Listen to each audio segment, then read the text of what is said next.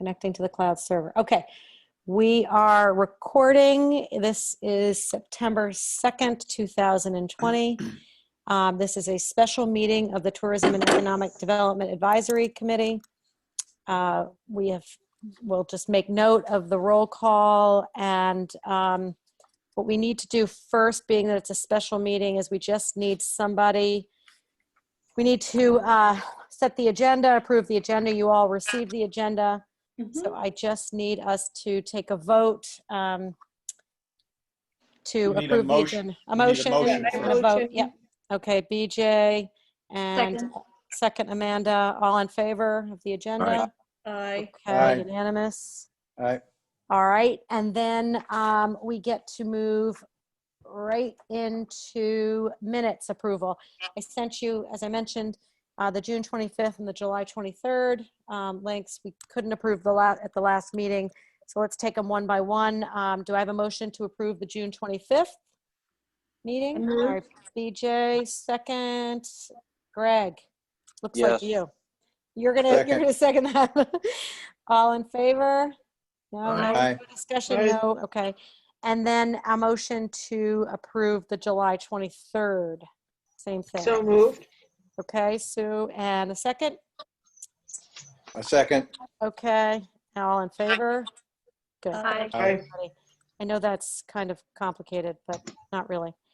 All right, so we're here for one issue, and then we've got Fred wants to just report on something that he's working on. So we're going to start with Bob. For those of you that were in attendance at the last meeting and those that weren't who read the minutes, Bob presented to us what he's been working on to reimagine Channel 79.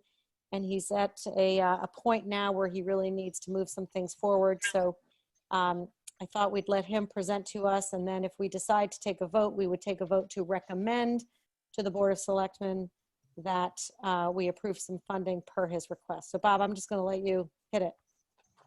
Interesting sitting at the other side of the table here. But, yeah. Thank you everyone for jumping into this special meeting. So as you all know at this point that I'm transitioning into the leadership role at New Canaan Public Access Inc., which is a 501c3 organization in town, but better known to all of us as NCTV79. Quick little bit of background, NCTV was started in 1989. As with the sole purpose of connecting people to community and government with a capital C and a capital G, and it's been doing that very well for many years. It's currently on cable channel 79 and has an on-demand presence on a Vimeo channel. One of the reasons I've stepped into this role is because I think the possibilities are endless for channel 79. The channel is a great medium for the town to show all it has to offer to both current residents and to attract new families and businesses. So I'm working with Paul Sedlak, and we're currently undertaking to make NCTV more easily accessible. We're looking at creating, as we move forward, our own Apple and Roku channels to bring high definition quality to NCTV. And we're moving from Vimeo to YouTube to be even more accessible for live streamed events and on-demand viewing from anywhere, anytime. So if you're in Brussels, San Francisco, Nantucket, or Vinyl Haven, you can keep up with what's happening in the town very easily through these new channels. And we recently were able to create a great proof point around this, that people do want to watch, more than anecdotally, which we know that people like to watch 79, is when Tom Stadler came to me in early June, I guess it was, and said, gosh, what a shame that we're not going to be able to have a July 4th this year. What can we do for the town? We sat down and we came up with the idea of creating a virtual fireworks display. And we were very lucky, and Tucker, correct me if I get her name wrong, but Retu Johnny, did I pronounce it right? The young lady? Yes, Retu had taken a great video last year of the July 4th fireworks, and we were able to get that file from her, she still had it, and create a half-hour virtual, I call it the fire log, the Yule log program, but we were able to create a virtual fireworks that was our own New Canaan fireworks. And Kevin did an introduction, Tucker did a welcome back to downtown introduction, and a young woman from New Canaan High School sang for us. And we put together this half-hour program and ran it 11 times, I think, over July 4th weekend and made it available on demand. And we know that over 600 families watched the virtual fireworks on short notice. So to us, that's a proof point that we can get the community to watch 79 if we give them valuable content and a way to watch it anytime, anywhere. The overarching purpose of New Canaan Television is to make government and community more accessible, and that kind of helped us do it. So we're working, and we have a plan to rebuild the station into the community channel it once was, because it's primarily government now, but it had been a major focus on community many years ago. So we want to have community programming year-round, continued government coverage, and community programs. Live events like the Staying Put in New Canaan event in October will now be virtual, and we'll live stream it. We're going to be live streaming the 9/11 service from the steps of Town Hall so that everyone in town can see it. And we'll be live streaming work with the League of Women Voters debates. We have plans in the works for documentaries on town residents, coverage of events and destinations, and we're actually currently producing 2 new series that we're in the middle of: a 6-part health series for seniors, which is a partnership between the New Canaan Health and Human Services and Silver Hill Hospital, and a 19-part interview series on women leaders in New Canaan as part of the celebration of the 100 years of the ratification of the 19th Amendment. And that project is led by Nancy Geary and the New Canaan Museum and Historical Society, and we've partnered to do all the production with her and the team, and those will start coming out. Both those series will start coming out in just a few weeks. We're working on 3 major live streamed concerts for the holiday season, one with a world-renowned musician who lives here in New Canaan. We're working with the library on streaming their presentations as well, the local theaters, and of course we've got library full of encore presentations of the best from years past. And this is all in an effort really to share the unique culture of New Canaan, to engage the community, and help to position New Canaan as a destination for new families and businesses, and a reason for current residents, as you've heard me say a million times, to rediscover New Canaan. Every town, or pretty much every town in Connecticut, has its own Channel 79 that broadcasts just within its zip code, in its borders. But no other town, certainly in our catchment area, is doing what we did in the past and what we're rebuilding to now. So I think there's an important role for New Canaan Television to play in promoting New Canaan, as I said, as a place to do business, as to raise families, and to be engaged in our community. In the fall, we'll be working with the town during budget season to support the station again next year. They pay for government coverage every year. We have to raise money privately for community programming. In the meantime, and the key reason we're here tonight, and ASAP, with all the new programming that's happening, we need to move quickly to build out a new website. The current one is 12 years old or more. It's old technology and it doesn't work well.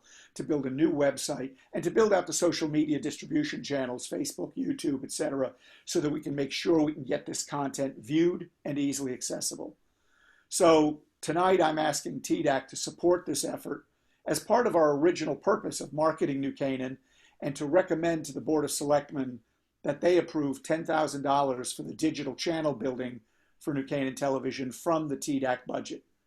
And TDAC has shown financial support for October for Design and Live New Canaan in much the same manner. So I'm hoping that you'll see this in the same light and share your support for what I think is an important marketing channel for New Canaan. So that's my piece. If you have any questions or comments, I'm here. Bob, is one of the, as you produce this content, is it content that you would be willing to share with Live New Canaan, for example? Some of the... We're already doing that. So the answer is Okay. broadly yes. We will share it where it can be, yeah. Great. And you might have mentioned this and I missed it, but you say every town has their own version of a Channel 79. Yep. If somebody lived in Darien, could they, I mean, they could go on and watch our programming on a computer, right? But they couldn't get it, their channel 79. There's only 179 on your cable box. So when you turn it in, it is tuned to your zip code, to your area. So Right. on television. So one of the reasons for us to move to, we're not going to lose channel 79 itself as it stands, but moving to adding Roku and Apple TV access means you can watch it from anywhere on your television screen. Okay. So you can watch it on a 60-inch and 80-inch plasma, whatever you want, but you can always watch it on your computer as well. So there's on-demand programming, which is the anytime, anywhere, but there's also television program that you could tune into from other places. And by the way, I mean, the technology is such that if you can project YouTube to your home television as well, anyway, from your computer or your phone. Yeah. Okay. And what social media platforms were you thinking about, Bob? Well, right off the bat, we're moving from Vimeo to YouTube, and Facebook are the two key ones right off the bat. We want to move quickly and get up on our feet, and then obviously as time goes by, we'll get into other things. So maybe Instagram into Facebook, so Yeah. save time? Yes. Great. Yeah. Awesome. Yeah, I think that would be because just the Instagram feed enables you to see, okay, quickly, there's something going on tomorrow night that I want to watch. Yes. Yeah. To Kind of me, almost like a yes. notification. No, and I see you parsing them. To me, they're one and the same. When I say Facebook, it is Instagram, Facebook. You can't do one without the other, really. Yeah. Did you feel like you have more technology needs, like actual physical machine, the infrastructure of Channel 79? Yes, so there's a couple of things there. Channel 79 does have a certain amount of equipment that it owns. My company is going to donate a lot of new production equipment to the channel as well before I actually take the executive director, before I actually take over the station. Yeah. We're going to donate some equipment that we have that's not shelf-lifed out, but we have it. It's excess for us. And then there is on the infrastructure end, and the reason we'll be talking with the town in the fall, and Kevin and Tucker are aware of this, is that yes, the broadcasting infrastructure is 11 years old and needs to be replaced. Needs to be replaced now, but we're trying to do as many band-aids as we can. But certainly within the next several months, it's all going to have to be replaced. That was done with a grant from the state of Connecticut initially, and some donations to the organization 11 years ago, thereabouts. Kevin, I don't know if you have anything to add to that, but yep, Amanda, sorry. Yeah, no, this is less about infrastructure and more about content. And we know that anything in town that involves kids involves their families. And if there's ever a sense of the urgency to get more content, it would be really great to see some of our young filmmakers and videographers have an opportunity to share. We have all sorts of plans for programming like that as well. Yep.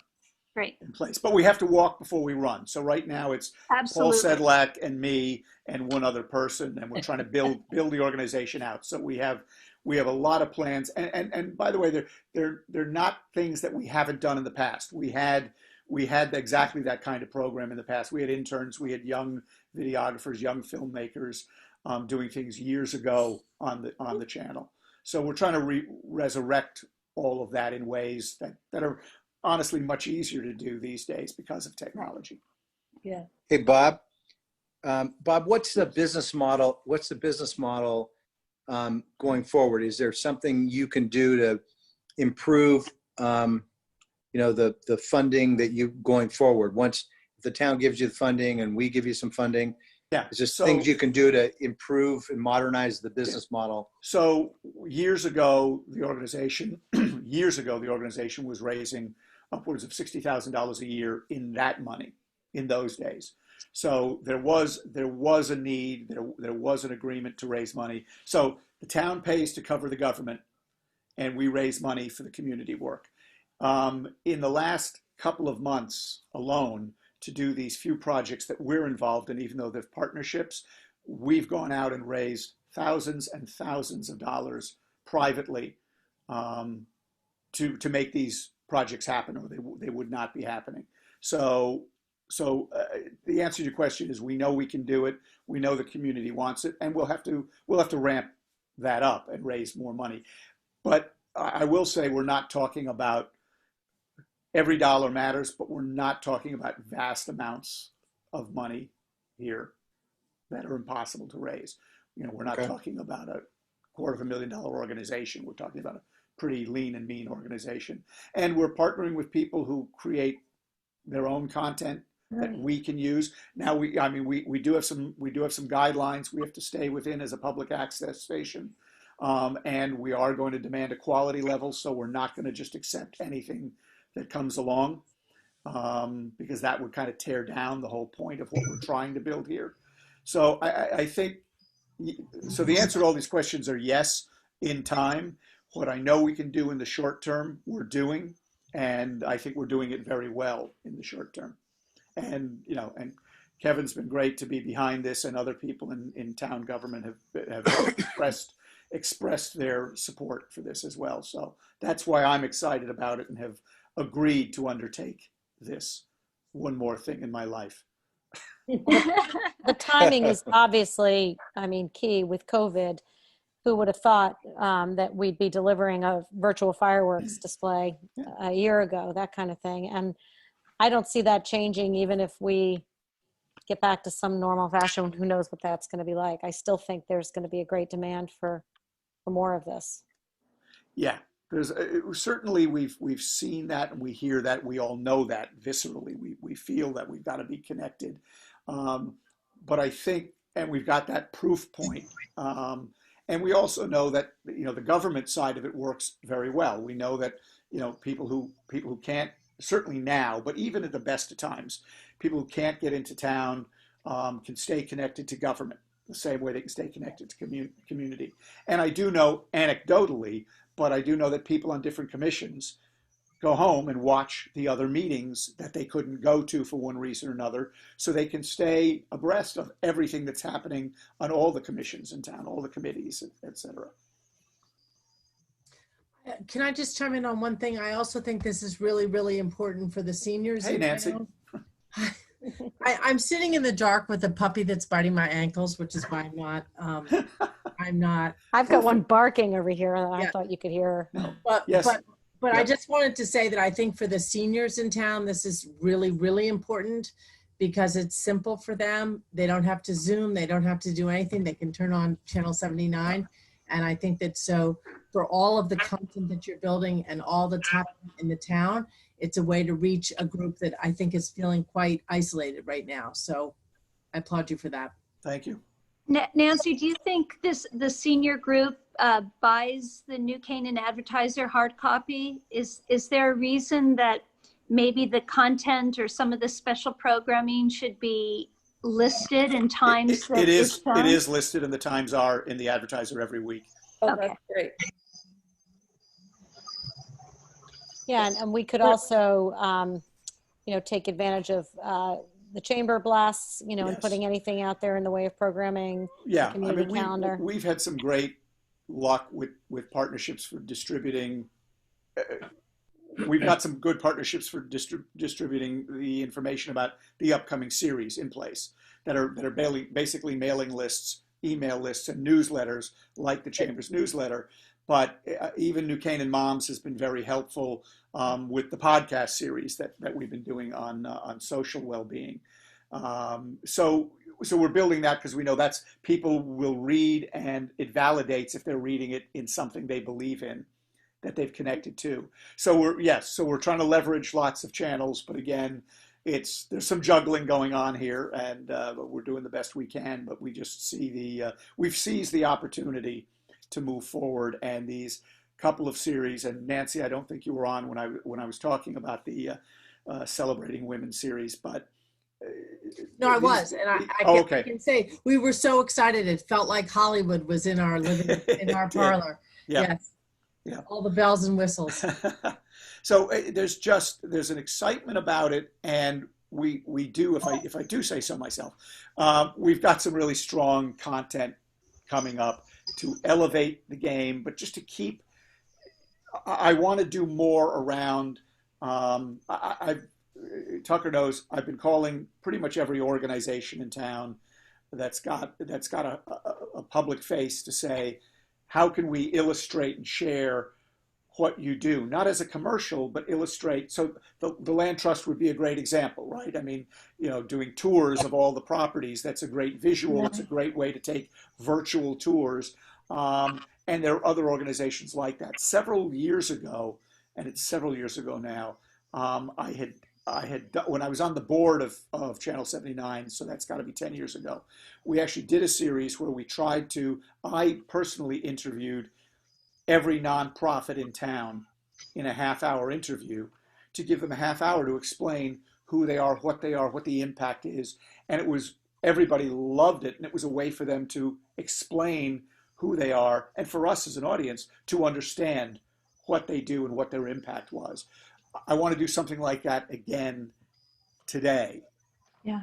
And so many of our wonderful not-for-profit organizations have really been shuttered in the last 6 months and unable to really get their performances out, and doing a higher quality video that shows those great performances would be great. Even, I know I keep talking about content, but there are so many freelance artists, instrumentalists who have not been able to play in chamber groups or anything. And even having a series of 7 p.m. songs to listen to after dinner or whatever might give musicians an opportunity to do some performance. So it's really kind of a gift to some people that have not been able to get out there. And the ones we are talking to a chamber orchestra as well. The ones we are talking to, the organizations we're talking to are projects at the moment, Amanda, where I either feel strongly that I can get the financial support, or I already have somebody saying, yeah, if you go do that, I'll help seed the project. So certainly from my end, I'm putting in as much time as I can into this. I'm firmly behind it because I believe in it. But there are other people who've expressed interest, and people have different interests. So someone who's really interested in art will help support a community art show. Someone really interested in music will help with that. So we've got something for everybody. And the idea is to, again, everything has to be funded at some point. But so far, we're batting 1,000 in that realm. This town we know is a very giving town, but and again, we're not talking about huge budgets and huge asks, so people can get in and support something for the community in a real nominal way that I think has a large and outsized impact for what it is. Yeah, and I think that's worth emphasizing, Bob, that you've taken this to the, on tour, if you will, and gotten a lot of support from every organization that you can find. So it'll be Sweat equity and cash, right? That's the way these things get built. Yeah. Kevin, do you have any questions? One thought I was going to mention, So Tucker, do you need a motion? Not yet. Hang on one sec. We're almost there. Kevin? So, the schools have Channel 78, which is their version of Channel 79. And there's a great video department at the high school, and the kids, a number of kids, specialize in that. And but they're in the same mode that Channel 79 is. It's kind of like the old technology you deliver through one platform. So maybe we could draw upon some of the Channel 78 resources and make them more broadly available, because I'm sure the average senior at home doesn't even think about turning on Channel 78. Yeah, and I have been in talks with Roman about that as well. And over the years, Roman and I have had, I'm not telling tales out of school, we've had several conversations about this. And then I left the board for, I was gone for a number of years in between, but I've resurrected those conversations. So we are looking down that path. What it means yet, again, we're at the starting gate here. So I can say a lot will happen in 2 years, but right now I'm at the starting gate and I need to get out of the blocks. So let me give, There's content there, you know, athletic games, championship games. Yeah, no, I'm very, very familiar with it. Yeah. Yeah. And I agree with you 100%. so to keep it in context for everybody, we are into the new budget season for us. I mean, in terms of we've spent the money that we were allocated last year. So we're now at zero, starting all over again. Kevin, it's 30,000 again this year? I believe so. I think so, yeah. What Bob is asking for here is a third of the budget.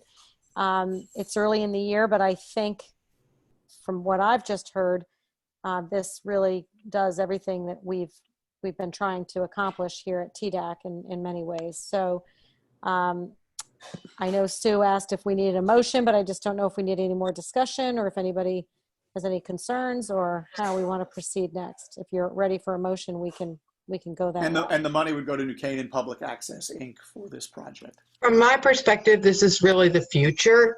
It isn't necessarily the future of COVID. It's just the future. And so we really need to be thinking about that's how people get their information, how they want to contact people, how they want to connect. And I think if we're not, I think it's tremendously important. Okay, so having said that, Sue, do you want to make the motion to approve? I will make the motion. Well, I think it's a recommendation. Yes, the motion to That recommend. we to would the Board of Selectmen. recommend the spending of, I'm sorry, Bob, it was 10,000? 10,000, yes. Okay, for this communication of 79. Do we have a second? I'll second. I'll second. Yep. Okay, all in favor? Aye. Aye. Anybody opposed? I'm an aye. Is anybody opposed? Okay, we didn't have a discussion, so that sounds like it was unanimous. So Kevin, we'll get that to you to get it on the Board of Selectmen agenda, and we'll Great. take it from there. Thank you. Before everybody leaves, though, Fred has joined us. Thank you, everybody. Thank you very much. Well, thank you, Bob. I Thanks, mean, Bob. Bob. Bob and I have been on the phone 3-4 times a day, it seems, for the last 3 weeks on this. So he's working every angle. And I imagine that when we raised our hands, that was probably for something else too. Yeah. So thank you, Bob, for everything on that. You're one. welcome. Fred, you have some exciting news you want to share with the group, just as an information, by way of information. Yes, indeed. It's an introduction. Can you hear me? We can. Yes. Oh, as an introduction, Bob, I just want to say that what you've reported is really exciting. And I'm so glad to see that they funded it with enthusiasm, because I think that's exactly the spirit of the town, the connection and the information. In fact, what I'm about to report to you, I hope we can add into what you're doing. I'm basically giving you an update on which I think you already know about, and that is something that Amanda mentioned to you several meetings ago about an art show that we have been trying to put together here at the Noyce House. And this is really done in spirit of the idea that of using the Noyce House to further some goals of increasing cultural stuff around in New Canaan as best we can. And to that end, Abby Bangser has been spearheading this show, which has been being installed in the last week, pretty much on schedule for what Amanda mentioned to you several weeks ago. And it's a matter of fact, they're still hammering nails and doing all the other things. It's going to be hit its fruition on really the 19th of September. Because of, I know. It is actually a combination of 3 galleries who have donated work so that it can be in the show. This is very sort of high-end stuff. Abby Bangser, who you know is a local resident, lives on Chichester, is kind of a big deal in the art world. And her husband, Matt Bangser, runs one of the galleries, Blumenthal. And then there's another gallery out of New York and California, Mendes Woods. And that, along with what Abby herself does, Object and Things. So in this house, presently, are combination artworks from those 3 galleries. Now, because of COVID and all the rest of it, sort of generally, but it will be open from September to November, the end of November, Saturdays only, by appointment, which means it will be one entity, one family or whatever will be able to come to the house for 45 minutes, look at it. Then there's a 15-minute of cleaning, and then the next entity can come through the house. It's a combination of seeing this amazing art, and we're really at the upper levels of in the art world, and also understanding what we've always talked about, or time I've been in and talked to you about the versatility of this house, which is to say that it's not caught in that period of time in the 50s, but rather is adaptable to what is now going on, and that's much spirit of what my father was thinking about when he designed the house.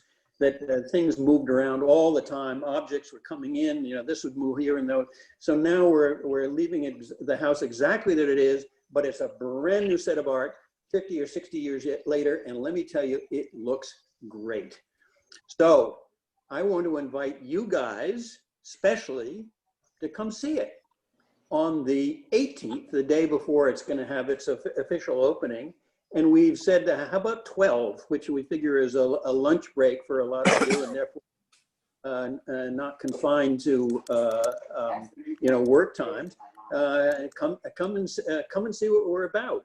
And you know, we would like very much. There's going to be a video that's made of it starting tomorrow by Michael Biondo, who's also a resident. And that's going to be posted so that people can see in New York or whatever what's going on. We'd like to work with you, Bob, to make that part of whatever you're doing. We'd like to work with Nancy to make that part of the historic museum. We'd also like to work in conjunction with Laura Pla, because we've always thought of this as being a subset of the October 4 design, that we could do a certain portion of this. So there you go. That's my report to you. It's an update, and let me tell you, it looks pretty exciting here, and I hope you'll take us up and come and join us and see what we've been up to and how this can help New Canaan and on the 18th.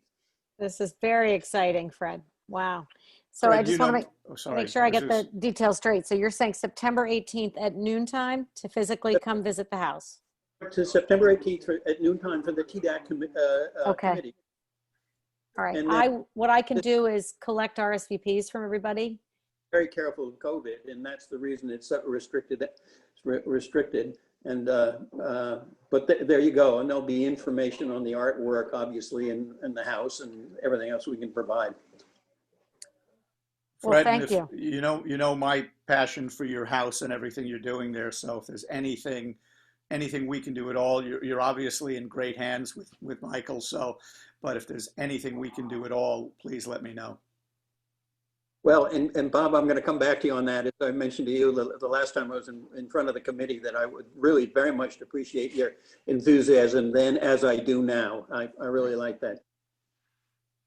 I also just want to say that this is a wonderful model of not only what can happen in Fred's family's home, but the idea of this kind of private partnership where people can come into a home, maybe by invitation only or small groups, to see these treasures is another thing to consider in our new world, where we're not able to have such large groups. So it's going to be really interesting to see. And I think that Abby has put together a beautiful press package, and I think we're going to be seeing some great news organizations carrying it, which could only be good for New Canaan. So I think that there's some nice reciprocity here. Sure. A point well taken. I think this is going to be covered extensively, if my understanding is right. Of course, this is Abby's baby. I'm just the recipient of the art hanging in the house that I am now looking at.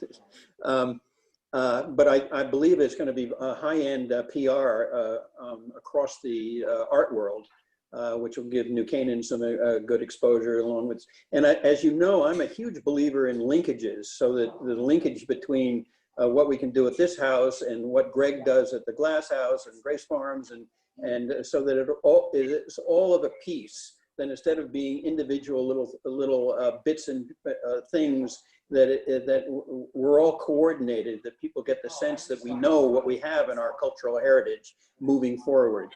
So it all links. Yeah, Amanda, didn't you say that there was some press coverage you mentioned in the email to me that you were aware of? Yeah.